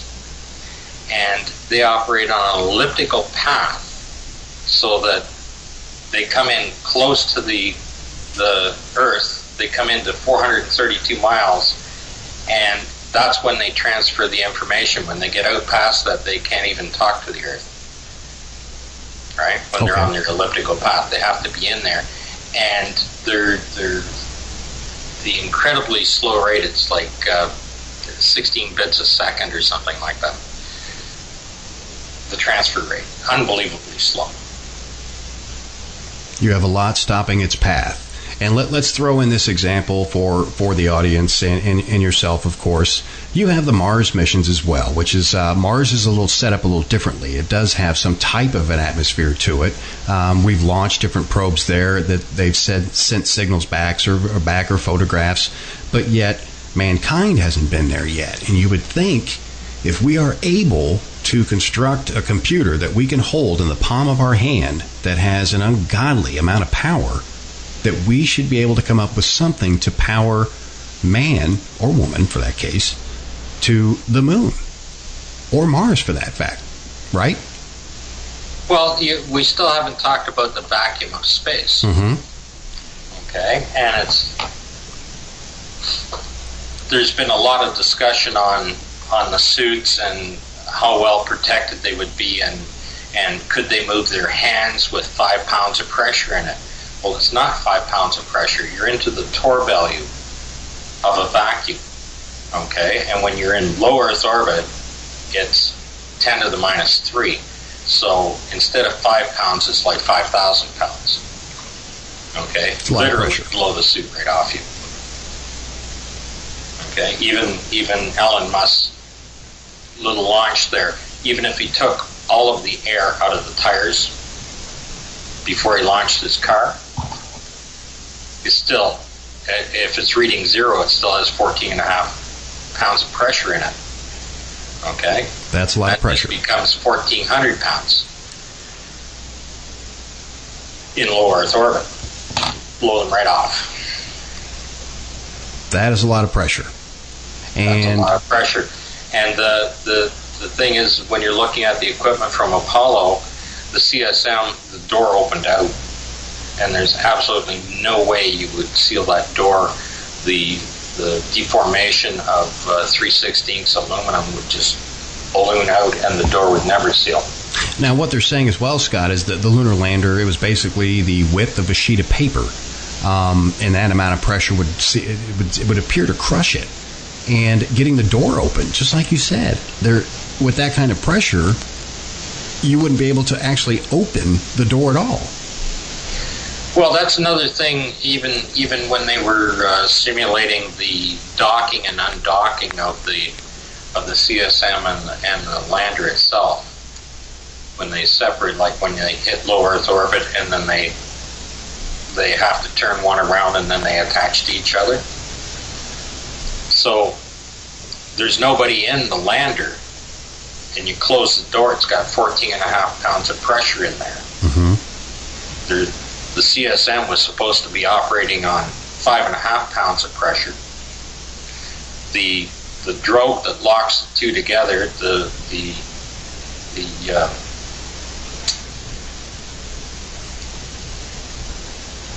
there's about a foot space between each one of those down from the top of the craft to the doors on it. So there's a couple of feet of space in there, and that's at zero. Now you're in space, right? You're in a total vacuum there. Right. And you have two different ones, and it's not possible for them to, if they open one up, or even if they let air in that to equalize it, the other craft is still at a different pressure. They wouldn't be able to open the door unless they did a spacewalk. Right? There's nobody in it. They didn't have a remote control to adjust the air pressure between them. Right? You start looking at all the little things that they did wrong during the simulation of it, right? These are just simply facts that couldn't possibly happen, right? And if you're outside the lander trying to get in and there was air pressure in there, if you did crack the door open, the door would blast right out and you'd just be gone. There's no way you could equalize that kind of pressure. No, they didn't have an outside. They had an inside release valve on the lander to get back in if you're inside the craft, okay, but not on the outside. Yeah, I mean, with that kind of pressure, that kind of, even 1 pound, you wouldn't be able to, even on Earth, if there's 1 pound of difference between them, you wouldn't be able to open the door. And that's things that people don't take into consideration. There's heavy controversy with this, Scott. I mean, I'm sure you've heard all of it. It's back and forth. You've got people that just believe we went to the moon. You have people that don't. You have some that say we went there later. But from the facts that you've come across, and of course, you know, we've also talked about this with Marcus Allen of Nexus Magazine in the UK. These are our different findings that not only the American people, but the world themselves, really, it upsets a lot of people because these are coming in. It's almost as if it's a dig or stab to our country, saying that this great patriotic event never occurred. And you're finding the scientific evidence, and you have the evidence to back it, as does Marcus that we discussed, several months back. It's incredible the fact that Bill Kaysing came out and had a very logical argument. Okay? Mm-hmm. Just basically on the blast crater and the amount of the lift capacity of the rockets and everything else. And that wasn't enough. And then James Collier, Ralph Renee, Bart Sabrell, Marcus Allen, David Percy, Mary Bennett, Jared White, they're all out there showing you that these things aren't possible, and they're all specifically qualified in their own field to discuss those things, right? And when I first started looking at it and hearing these things, I was quite cynical. I didn't just deny it. I believed we went to the moon. I always believed we went to the moon. Why wouldn't I? Why would my government lie to me? Why would any government lie to you? Right. Why would you be taught it in school? Right? Right. And that's when I had to look. And it took me a while. And when I started to find it, I hit on a few things, I was involved. And I stayed away from other people's work. I wanted to work on my own and find the things on my own in there. And that you've done. And hang on 1 second, Scott. We've got to skip off here to our final break. Let us know what you think in chat. Did we go to the moon? Does this evidence that Scott has, does it make any sense to you? Let us know. Let'sTalkRadio.net, FateMagRadio.com. And the conclusion's coming up here. Stay tuned. More Fate Radio on the way. We'll be right back.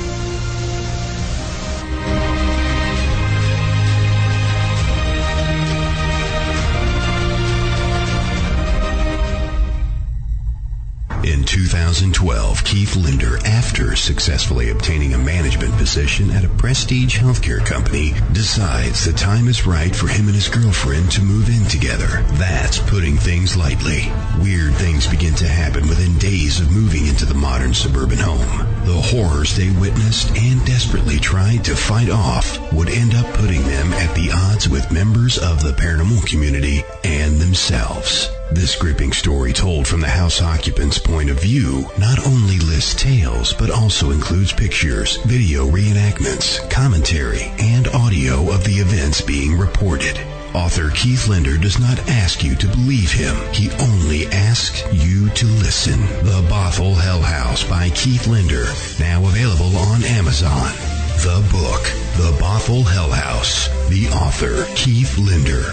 Order yours today on Amazon. It's safe to say that we are not alone in the universe. Most of us believe in the existence of intelligent life elsewhere. But where are they? With over 19 years of extensive research, author, investigator, and ufologist Tom Conwell can only provide one answer. They are here. A series of books like no other that contains compelling evidence of UFOs on the East Coast. Volume 1 in the Central United States. Volume 2 and the Western U.S. Volume 3. Not only has Tom written about these sightings in his book series, but also painstakingly documented each report on a one-of-a-kind UFO sighting map of the entire United States. Could the eyewitness reports of thousands of people be wrong? Read Tom Conwell's They Are Here series and decide for yourself. They have eluded us. They have traveled far. They are here. Order your proof today at theyarehere-conwell.com. That's theyarehere-conwell.com. In a world of many voices, there's just one that needs to be heard. Yours. Join the conversation at letstalkradio.net.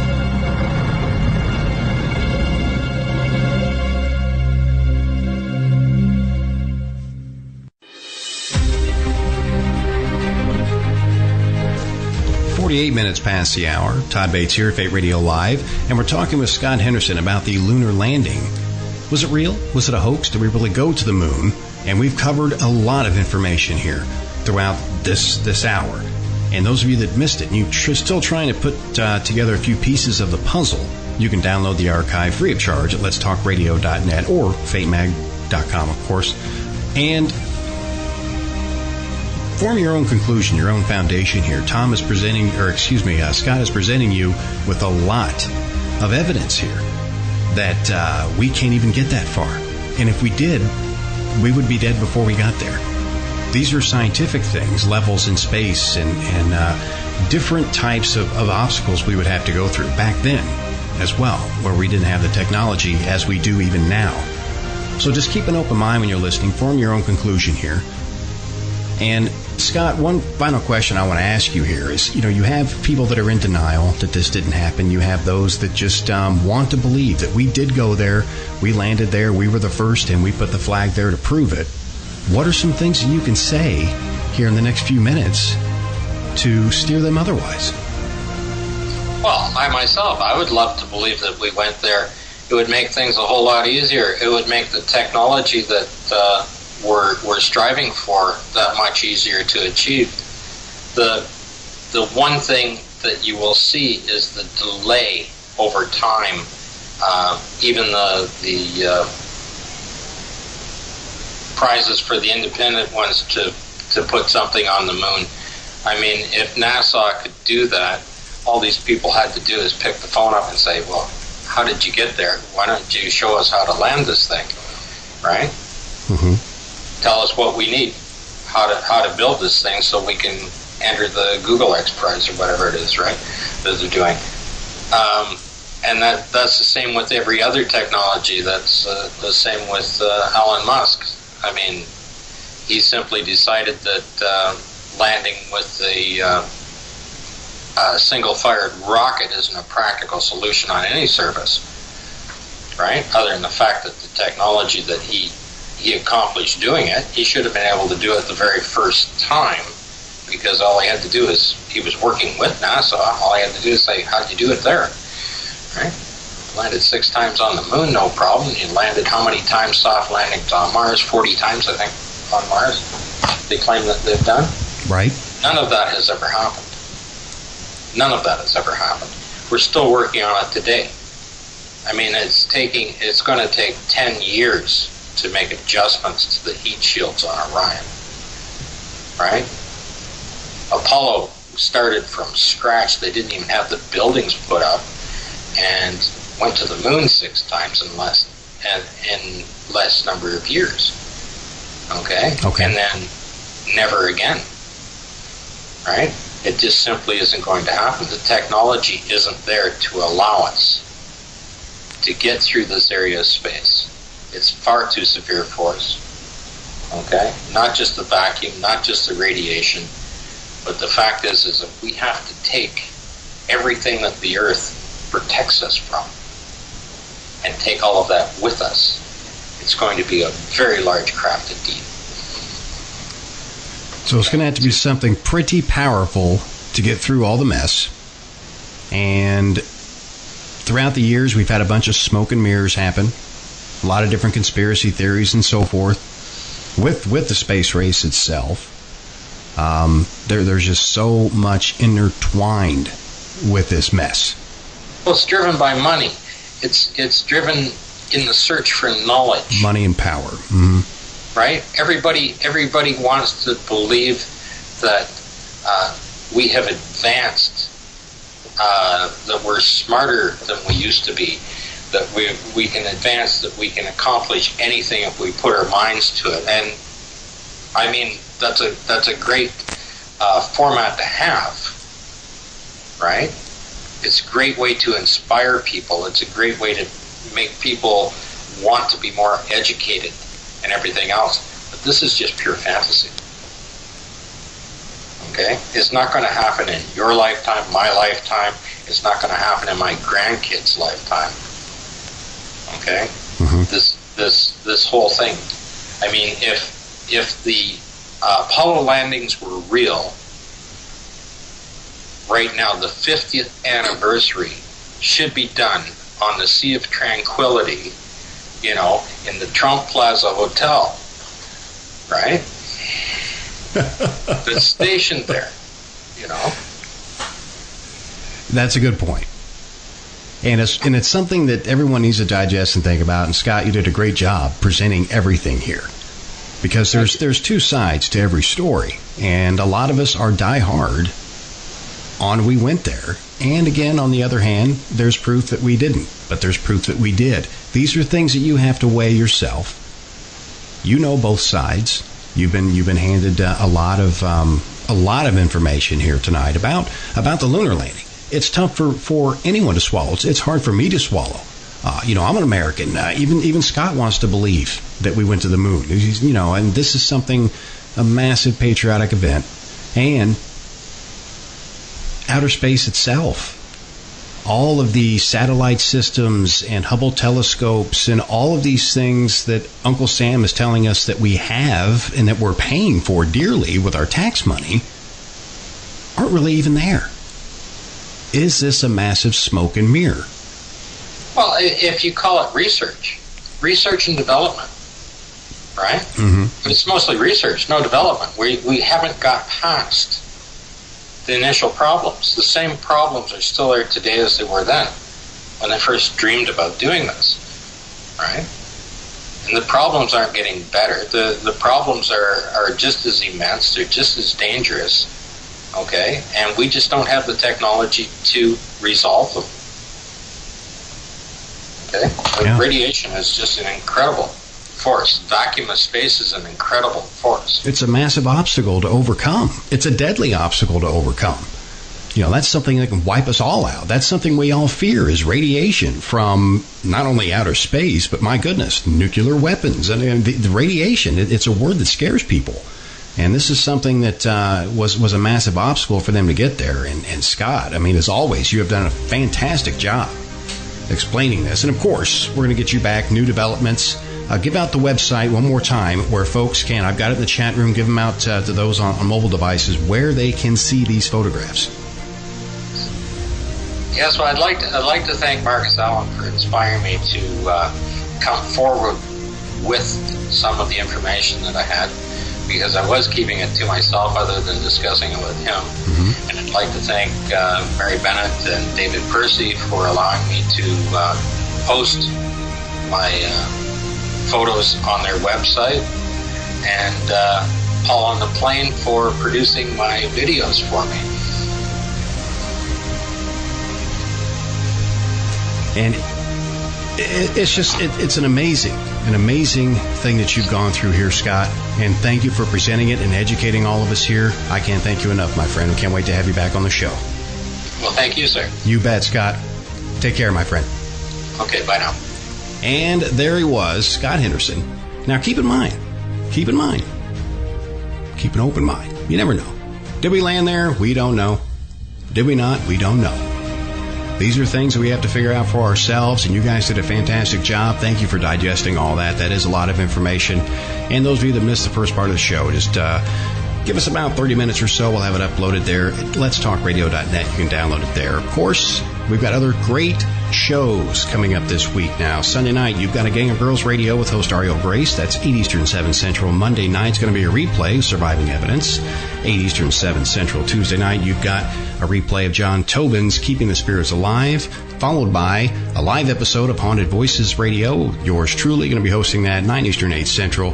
Kat Hobson's going to be with us Wednesday night, 8 Eastern, 7 Central, with Paranormal Experienced. And you're going to have a replay of Ghost Talk Friday night, coming up at 8 Eastern, followed by another episode of Fate Radio right here at 9 Eastern. We got some great programs coming up here in the lineup at letstalkradio.net. Be sure to stay tuned there. And from all of us here at Fate Radio, Fate Magazine, be sure and subscribe over there at fatemag.com. The latest issue, 732, is out. Get them while the getting is good. Have a great week, folks. Take care.